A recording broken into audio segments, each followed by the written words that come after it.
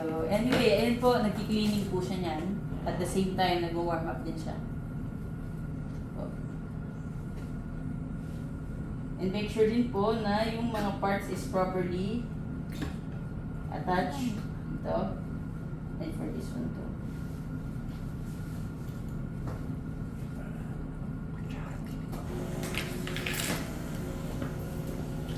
Ayan po. So, meron siyang automatic cleaning system, means upon turning on and turning off the machine, meron siyang ganitong process. Pero, nasa atin pa rin, kasi may mga clients din po na hindi siya satisfied na si machine lang by itself. So, meron naman tayong cleaning icon dito sa menu. So, pwede natin yun ulit-ulitin hanggat hindi nakiklear itong water na lumalabas. May mga client kaming ganun kahigpit pagdating sa cleaning. So, you may do so as much as you want po. Part of maintenance din kasi nila. So, ayan. Po. So, ayan na po agad yung menu. Ngayon, as I mentioned kanina, it can make you 4 coffee options: espresso, americano, cappuccino, and latte. And other than that, you can produce hot milk, also hot water. Yung kanina pong na-mention ko na pwedeng pre-grind coffee beans, pagka i-activate niyo po siya, pindutin niyo na po yung powder, tapos dito lang po kayo mamimili. Ngayon, ang purpose po niyan, kasi since mainly ang gagamitin natin dito sa pinaka-grinder is yung main beans natin. Ngayon, ang option naman nitong small area na to for pre-ground is kung meron man pong mahilig sa inyo mag-barako or mag-decaf or ano, you may choose to put it here. Kasi nga, pagka yung day-to-day na ginagamit natin is dito sa area na to, optional, you can use barako or decaf, pero naka-pre-grind na po. Naka-grind na siya. Okay po? And next, yung setup. So, dito yung mga technicals, like temperature. You can adjust yung temperature from low, medium, and high. So, okay na po yung medium kasi upon consumption naman okay na siya. Kung iniinit niya. Also, yung clean, yung na-mention ko po kanina. So, magpo-prompt siya dito na need ng clean water on the side. So, since may clean water tayo on the side, pwede tayo mag-proceed for cleaning. Hindi siya magano, ma'am? Hindi naman po. Hindi po. Nag-steam siya. Kasi baka mag-trigger. Ganun po. Kasi yung Smoke detector. pag-detector kasi okay. siya. Sige, ma'am. Next is yung echo. Ito naman po is parang sleep timer. So, pag off, after 30 minutes, after 4 hours, and after 9 hours. Ngayon, pag gagamit po tayo ng milk, we don't recommend na i-on ito. Kasi diba po, pag nag-off siya, may automatic cleaning. Ayaw naman po natin yung instances na gatas yung ipapanglinis niya dito. Sayang naman. So, kapag naman mga black coffee lang naman, or walang milk dito sa side, pwede naman natin siyang i-adjust. Kasi, kung kailan yung off-peak, kailan ba walang nagkakape, ganyan, after 4 hours ba, wala, o pwede natin siyang iset dyan, para at least, after 4 hours, automatically, it will shut down. Automatically, mag-clean po siya. Okay po. Pero kung ang balak po natin is may milk talaga sa side, i-off na lang po natin siya. Yung iba po natatakot dyan, bigla-bigla daw namamatay. Kasi hindi pala nila na-change ito. Gumagalaw daw mag-isa yung machine. pero ayun, kailangan na natin siya i-off. Okay po. Next, language. Water hardness and descaling. Familiar na po sila sa descaling process? No, pa po. Ayun ma'am, yung descaling po, just like any other coffee machines, si descaling ay parang deep cleaning machine. Ngayon, yung mga kiniklin natin araw-araw like this one, siya, external, pero yung internal cleaning is, ang nililinis niya is tubes, boilers, and then any mechanism sa loob ng machine.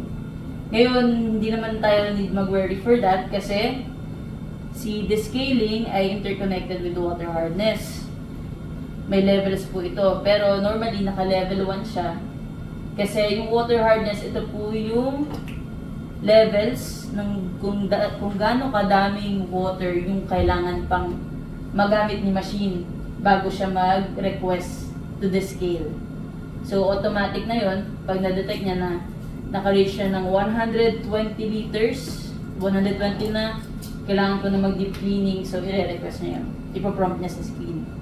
So wala po, kahit hindi po natin ito directly pindutin or anything kasi i-request naman siya automatically kapag kailangan na. Okay po. And pag nag-prompt naman din po yun in the middle of the day, like ginagamit niya pa siya, but yun namang skip. Kasi si the scaling, tumatagal siya ng up to 35 to 40 minutes. So medyo matagal. Opo. Kaya pwede siyang skip.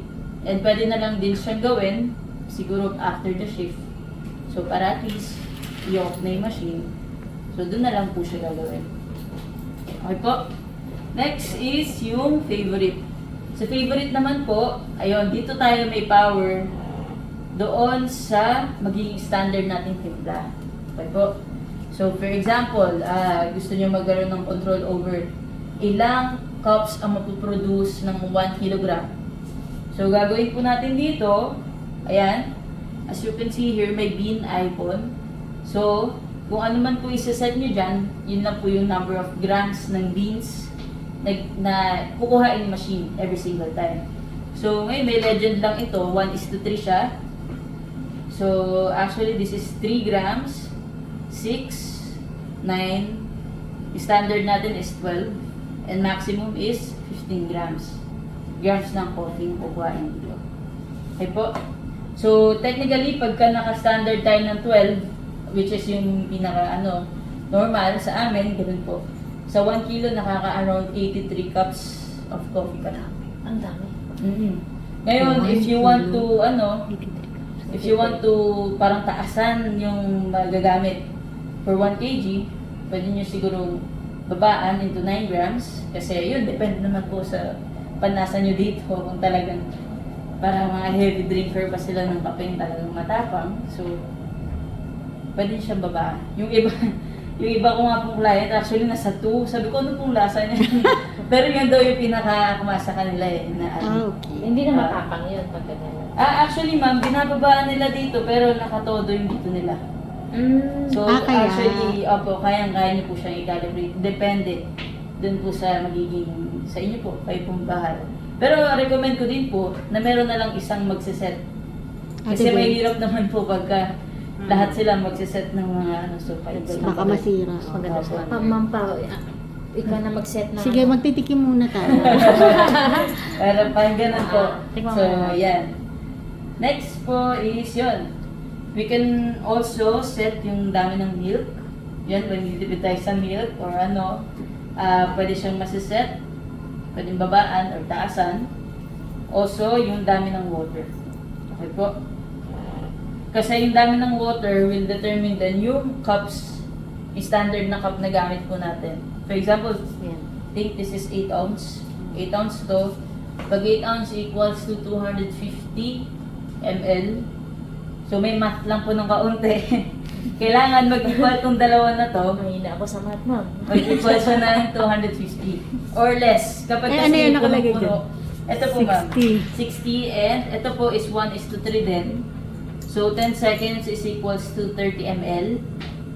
So pagka 20 ito, So pag ganyan nung 60. kailangan din nakaset yes. Pero ano naman, may cheat sheet naman po tayo when it comes to dito sa standard natin. Inom ka lang ng coffee. Madami ko. Ayun po. Nagrereklamo ka ba? Ma'am Mel, Sabihin natin kay Kap. Ma'am Mel, pag wala ako, ikaw magtitim.